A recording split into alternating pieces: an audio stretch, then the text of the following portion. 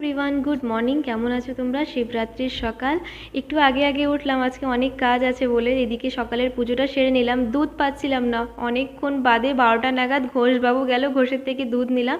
এটা বিকালবেলায় মন্দিরে যাব, একটু সকাল সকালই চলে যাব, কেন কি রাত 8টায় প্রহর, এখানে আমাদের মন্দিরে ভীষণ ভিড় হয়। তো ভাবছি 6:30 নাগাদই বেরিয়ে যাব, না হয় সেই আস্তে আস্তে 12টাই বেজে যাবে। তো এদিকে রেডি হয়ে গেলাম, বৌদি ওদিকে রেডি হচ্ছে, তাড়াতাড়ি করে বেরিয়ে যাই, না হয় ভীষণ ভিড় হয়। তাও তো ঘড়িতে এখন বাজে 6:45। তো আমি 6:45 নাগাদ বেরিয়ে দেখো মন্দিরের অবস্থা, 40-50 জনের পেছনে দাঁড়িয়েছিলাম, আর দাঁড়াতে পারছিলাম না, একটু বসে পড়লাম। তো অবশেষে 11টার সময় আমার নাম্বার আসলো বাবার মাথায় জল ঢালার। তো বাড়ি এসে দেখি দ্বিতীয় প্রহর লেগে গেছে, দ্বিতীয় প্রহরে জল ঢালাম। আর দিকটা হলো 12:30 নাগাদ তৃতীয় প্রহর লেগে গেছিলো। 4টে প্রহরই খুব সুন্দরভাবে দিতে পেরেছি। আর এটা 108 বার বাবার জপ করছিলাম 2 ঘন্টা, কেন কি সারা রাতি জাগা হয়েছিল। এটা চতুর্থ প্রহর। তো আজকের মিনি ব্লগ এই পর্যন্ত। দিন টাটা।